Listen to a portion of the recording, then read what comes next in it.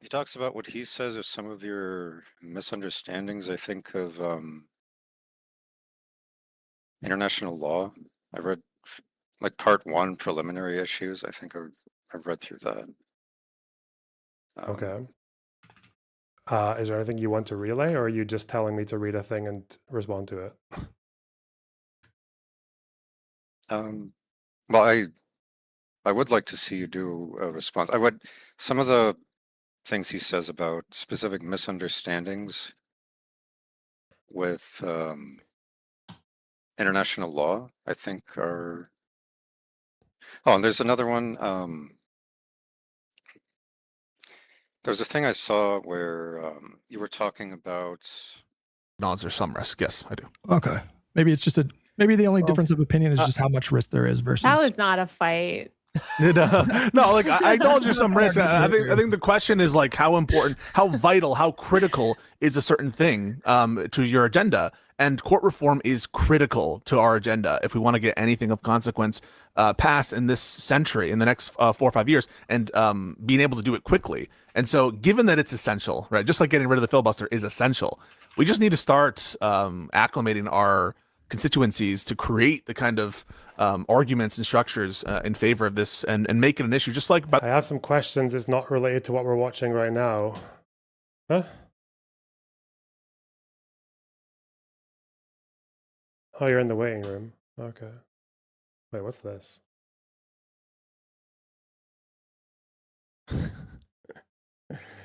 Yeah, because he got milkshaked. That's all that. Yeah, he got milkshaked that one. Dude, see, this isn't anti-Semitic. Well done. Well done, very Brexit problems. There's not even a question mark around that being anti-Semitic. Well done. What's it about? What are we talking about?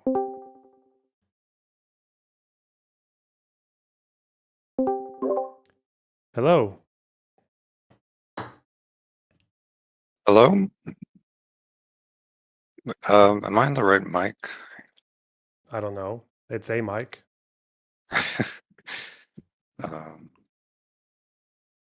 Oh shoot. All right, well, I'll just use my headset mic. I wanted to ask, have you read Beast Process's Substack about you? No, but I've obviously spoken to him about it plenty. So I'm roughly familiar with the arguments and read bits of it. Yeah. Were you thinking of doing a response to it? Probably not. Why not?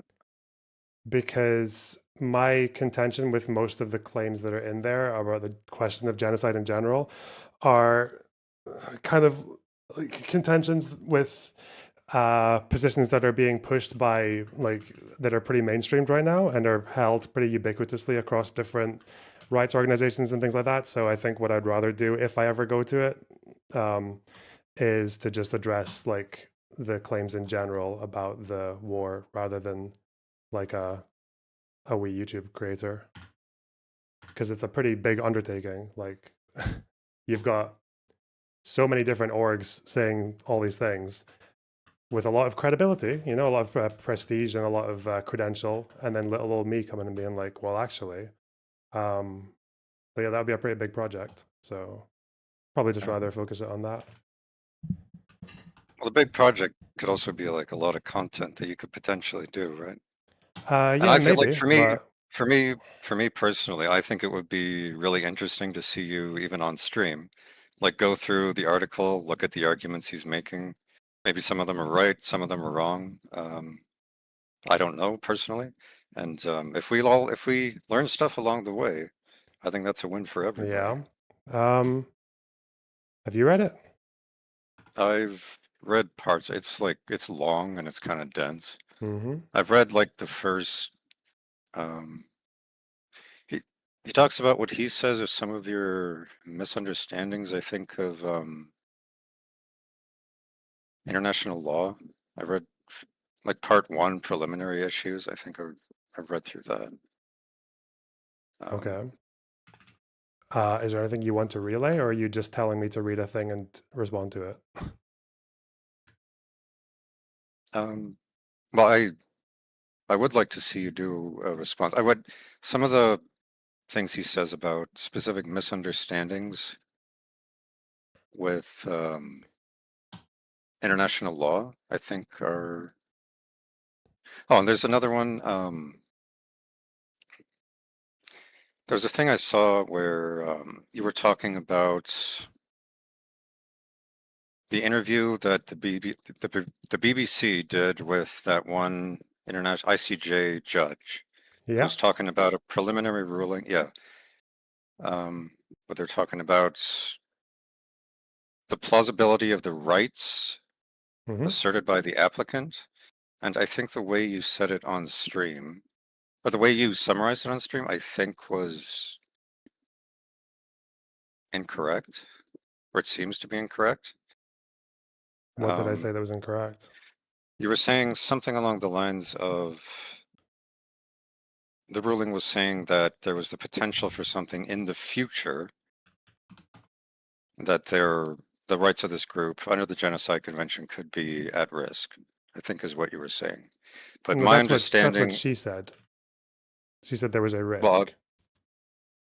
yeah, but the risk is not necessarily in the future. I think the risk is also applying to the present and potentially the past. It's just about the question of whether or not Palestinians as a group would have a Mhm. right to protections under the No, that's Genocide not what. Convention. So from what I read about plausibility, and again, I don't know if this article did this article include the fact that based on previous case law, the plausibility standard is deliberately set low. Was that mentioned? I think it does mention that. Okay. From my understanding of plausibility, is it seems to be that the way it's applied in the ICJ is that it basically just means two things. One is that the rights exist, like they are a national group that deserves to be protected. Okay. And the second one is that some level of evidence was presented, but they don't assess the merits. So yeah, that could mean risk is like, it could mean that there's a risk that it's already happening, but like that risk level is it like a high risk or a low risk or a medium? And it seems to be the way that they apply plausibility and the way that she was talking about it in that interview is that this risk is like, this is like they've presented a bare minimum, which is they have presented facts. Well, it seemed like the thing that they were just saying was that as a group, these people would have a rights to certain protections under the convention. And I think there's a part in the article where he talks about Wait. Why do you think, why did I bring that up, that interview with her? Why do you think that was like a thing that, because remember when she gave that because interview, I it made a lot of remember, people really angry, right? well, yeah, I remember people were raving around the preliminary ruling as like some massive deal when I don't think it ever was. Okay. Like there were misunderstandings going around about it. Yeah. Like Finkelstein saying that it Yeah, basically yeah. means you have to be doing something really, really horrible, or like you have to have come a long way to get to plausible, which based on what she was saying and based on what I've read about other ICJ cases, it seems to be that's just not the case. It seems to be that you provide a claim where the rights exist and where you have provided some form of evidence. And when I was looking at ICJ cases, actually, when they don't pass the plausibility test, it seems to be in cases where no evidence is actually given. That seems to be the trend. I don't know if that's like their rule, but because I don't think I've ever seen like a guideline on what plausibility actually means. But in practice, that's what I'm aware of. Like I don't know if I've seen any ICJ case where they throw out the plausibility thing if any evidence at all is given, or where they pass the plausibility thing, but then the case gets the claim fails later on. So the plausibility thing is just about standing for the case, right? I don't think it's quite the same as standing. Well, it's like a similar thing that it is. There's something that the court could potentially adjudicate. Yeah. Yeah. Okay. Is that like So, but you, the riveting disagreement that you came in to call and talk because about? well, I guess the main thing I wanted to ask was whether you were going to respond to the Substack or not, but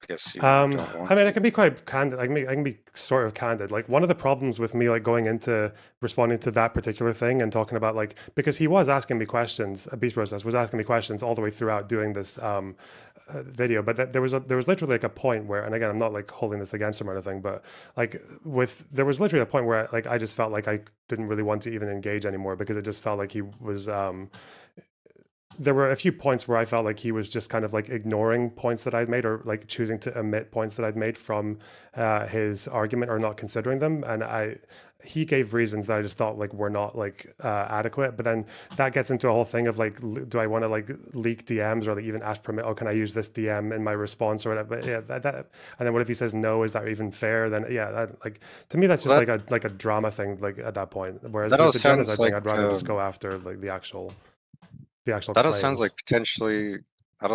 potentially really interesting content. And if the guy is, I guess, misrepresenting your views, I think that would be totally reasonable to leak DMs showing that. No, it's not about misrepresenting my views. I didn't say that. It's not about misrepresenting. I think is as far again, I haven't read the article, so I don't know. But as far as like the way that the conversation was going, like there were just like certain factual claims or certain things there. I just felt like there was a level of like. Did you feel like he was trying to railroad you? No, down a not particular railroading. No, narrative I or just something? no. I just think there was a few points that were maybe inconvenient to his position that he found reasons to not include, even though I think they weren't good reasons. Something like that. But I don't know. Again, this is just like to me. That's just we're going into like drama baying, which I'm not really interested in.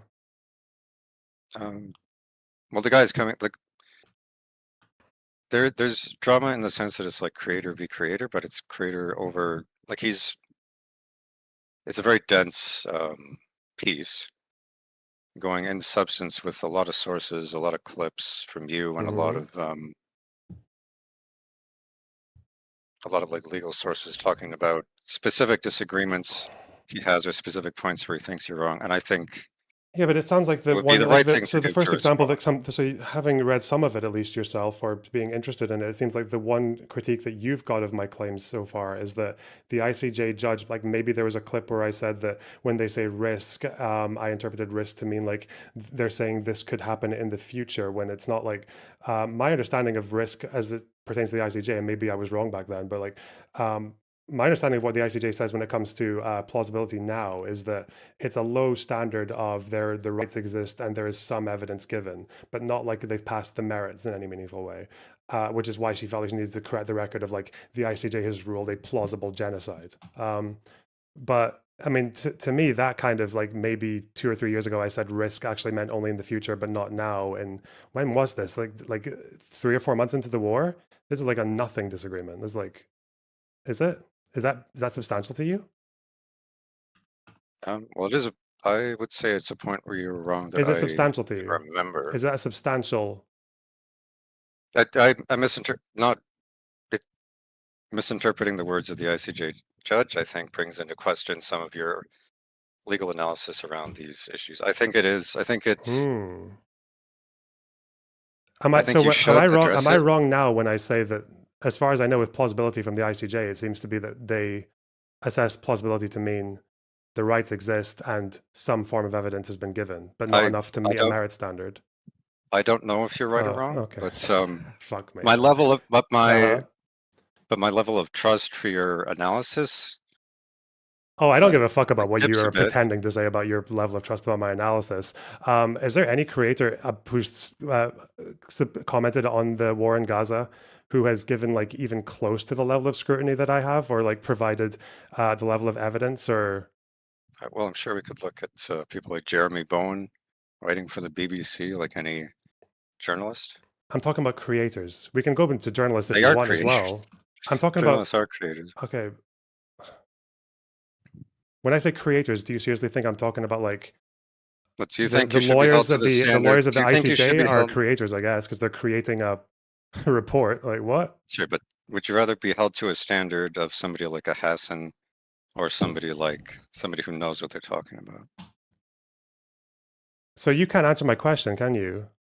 When I say online content creators, as in like, maybe we can go to Jeremy Bowman if you want. I'm just not familiar with his claims, but can you name a content creator then? As in when I do, to Like be a clear, you YouTuber? know what No. no, okay, yeah. and I think a lot of people who are kind of like, But I don't look to YouTubers mainly for news. no, interesting. I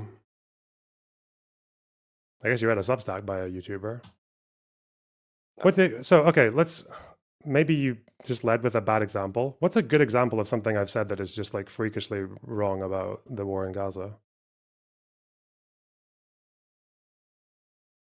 Uh, a lot of the stuff that I've seen in the Substack was just disagreements with international law. I don't have more examples for you right now. I could read it and find them. Like if you don't want to do a response to the Substack, maybe I can go through the Substack and then pick out some of the big disagreements that I could bring them to you if you're interested. Yeah. Um, But to all be right, well, clear, so as of now, just to be clear, you don't off the top of your head have examples of anything I've gotten drastically wrong about the war in Gaza. not off the top of my head. Okay. But your trust in my research has been severely shaken by something. Well, I think it is clear that there was a misinterpretation of the statement by the ICJ judge that you gave. Was that again a misinterpretation? Which, as far as I remember, I corrected a long time ago. But a misinterpretation that, okay, out of interest, whose misinterpretation was worse? Me saying that about plausible risk, or Finkelstein saying that they're basically already proven to have been doing something really, really horrible because they've met the plausibility standard? As in, plausibility means they've already done something like definitely reprehensible. Well, Finkelstein's is worse, but I have Wait, more respect Finkelstein's for what? you. Oh, okay. Finkelstein's is worse. I have more respect for you. That's Mhm. why I watch your stream. Okay. Because as far as I recall, most of the mainstream press ran with something along those lines, right? They have committed a plausible genocide. Yeah, I remember that's why the judge went on the ICJ, or the ICJ judge went on the BBC to talk about it, was to clear up some of those misconceptions. Yeah. And I know Noah Sampson went with the same Finkelstein interpretation. ICJ. I'm going to see what I actually said at the time. Oh my God, there's a fucking AI response now. Oh my God. AI response.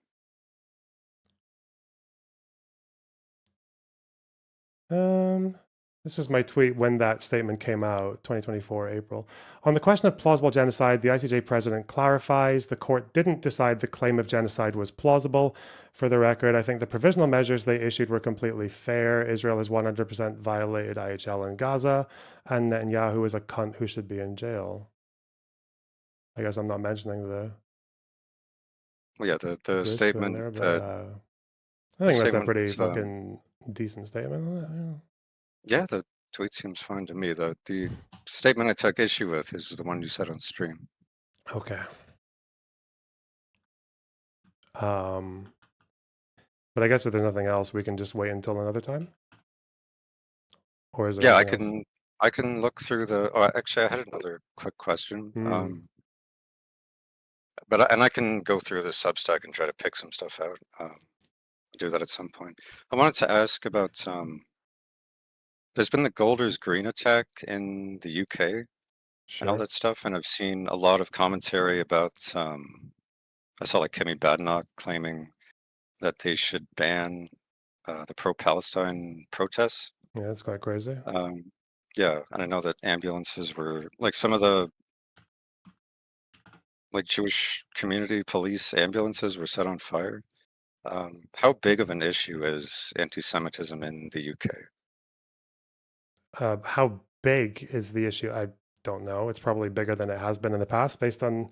Although, I mean, we had the hate crime stats in the US. I don't know if they have updated ones in the UK, but it seems like it's definitely making a bit of a resurgence. I don't know what you mean by how big though. Like it's bigger than it used to be.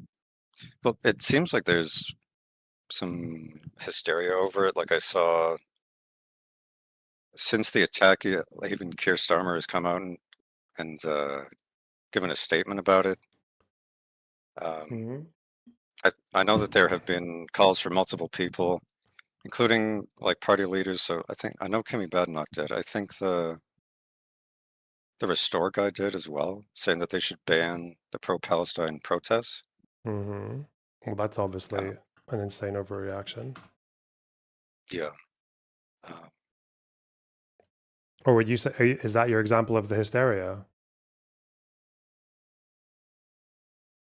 well, saying that they should ban the protests seems to be hysterical. Yeah, okay. But I don't know how serious, but like it seems that there have been a bunch of like quite serious incidents, but I don't know like on day to day what it's like for Jewish people in the UK. So I was just curious if you had any insight. As far as I know, anti-Semitic hate crimes are on the up pretty much everywhere since October 7th. So I'd say it's a bigger problem than it used to be, at least in the last 5 or 10 years. I couldn't say how much of a nationwide or whatever problem it is, but yeah, it seems pretty bad. I It think seems like a rough time to be Jewish. Yeah. yeah, I've heard I think Kimmy Badenoch described it as like a national emergency. I don't know if Starmer used that language, but does it seem like a national emergency I to don't you? know what these terms mean. Like national emergency usually implies that you're going to pass laws that would otherwise be seen as like against civil liberties, which is definitely no. Again, I don't know what she means by national emergency, or is that just a political term for shit's really bad right now? Um, Usually, when people say national emergency, they're like, this means the government's going to have to like take it. Is going to probably have to impose extra curtailments of civil liberty that would otherwise be seen as overreach outside of yeah, an emergency, right? I think a lot of the people calling it an emergency are also calling to ban those protests. Mm-hmm. So I guess that's what they're pushing for. But it seems excessive to me. Yeah, it definitely but is. but I just wanted to ask. So Okay. well, that's everything from me. I'll try to pick out some points from the Substack and give you a chance to respond. Okay. Take care, buddy. Bye bye. Okay, take care.